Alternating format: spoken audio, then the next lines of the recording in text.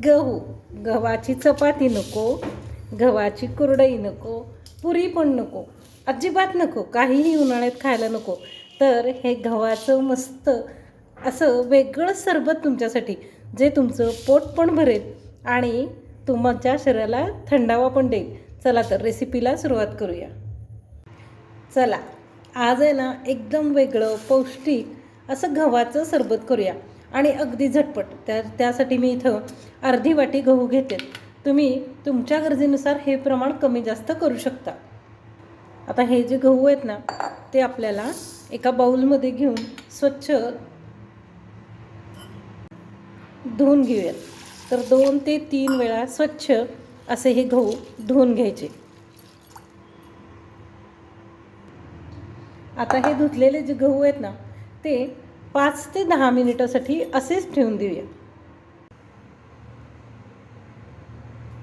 आता सगळ्यात पहिल्यांदा 2 वेलदोडे सालासहित आपण कढईमध्ये गरम करून घेऊयात.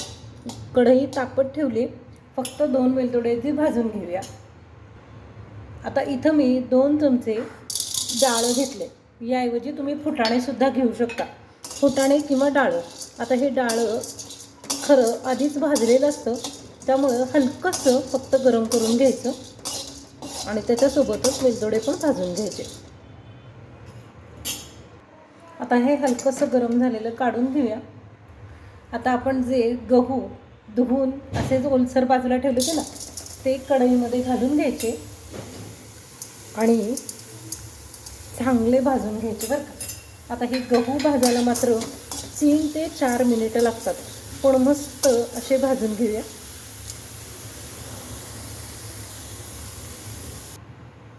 आता बघा, हे गहू मगाशी ओलसर होते, 1 मिनिटानंतर साधारण असे लालसर व्हायला लागले.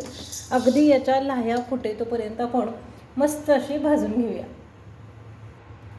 आता बघा, गहू छान असे फुललेत, मस्त भाजून झालेत. मला दाखवते. हे बघा, लालसर झालेत, लाह्या छान फुटल्यात. आता त्याच्यामध्ये ना वेलदोडा आणि ही डाळ असं दोन्ही घालून घेऊया आणि जोपर्यंत कढई थंड होत नाही तोपर्यंत कढईमध्ये ठेवून देऊया, म्हणजे याचा खमंगपणा आणखीन वाढेल. आता हे थंड होते, तर गॅस बंद करून घेऊया आणि तोपर्यंत एका बाजूला सरबताची तयारी करूया. तर आता इथं मी जेवढं आवश्यक आहे ना तेवढं पाणी घेतले आणि त्यामध्ये पौष्टिक असा गरजेनुसार गूळ घालून घेतला. तुम्हाला जेवढं सरबत गोड हवं ना तेवढा गूळ घालून घ्यायचा आणि हे छान असं हलवून घ्यायचं.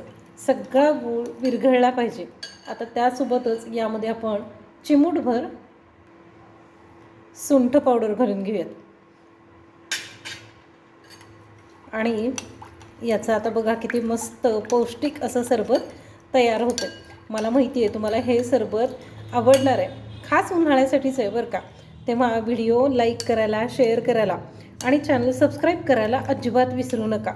तुम्हाला ना असे पौष्टिक पदार्थ रोजच्या रोज बघता येतील.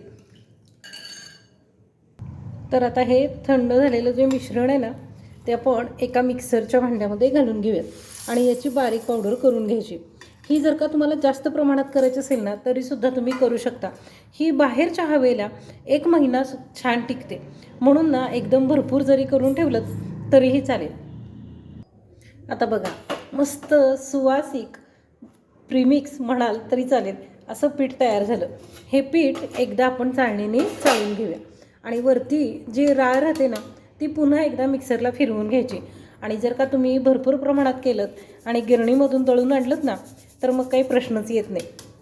मग ती अगदी बारीक छान अशी पिठी तयार होते. हे सरबत तुम्ही कधी पिलं आहे का हे मला कमेंट करून सांगा बरं का. आता या तयार पिठामधलं अगदी 2 चमचे पीठ एका पातेल्यामध्ये घ्यायचं.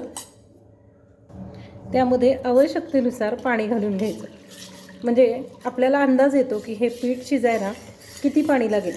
आणि आधीच भाजलेलं असल्यामुळं पीठ शिजायला वेळ लागत नाही.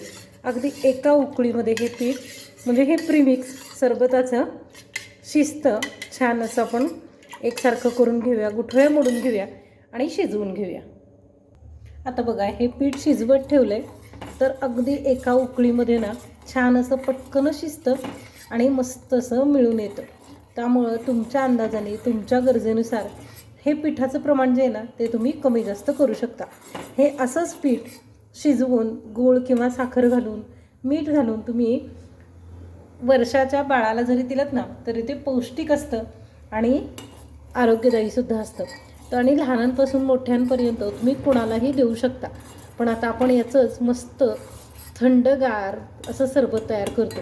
तर बघा पीठ छान शिजलेलं आहे. आता गॅस बंद करूया आणि हे पीठ थंड करून घेऊया.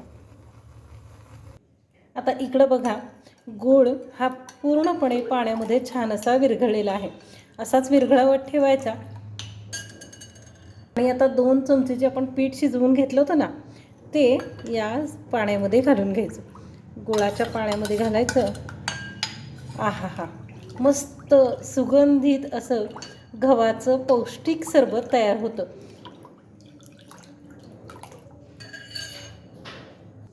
आता हे सरबत जे ना ते मी 4 ग्लास तयार केले.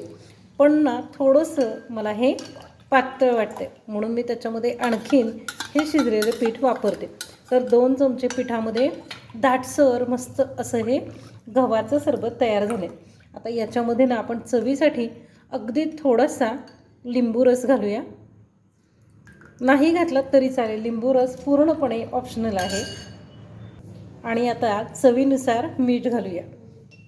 काय मग मंडळी, आवडेल ना तुम्हाला संपूर्ण उन्हाळाभर टिकणारं हे गव्हाच्या पिठाचं प्रीमिक्स तयार करून असं अगदी झटपट होणारं पौष्टिक आणि वेगळ्या चवीचं सरबत, लहानांपासून मोठ्यांपर्यंत सगळ्यांच्या शरीराला गारवा देणारं आणि अगदी ऑफिसला जाताना प्रवास करताना तुम्ही बाटलीमध्ये सुद्धा भरून घेऊ शकता.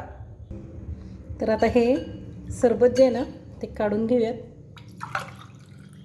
वा, मस्त चविष्ट आणि पौष्टिक असं सरबत तयार आहे.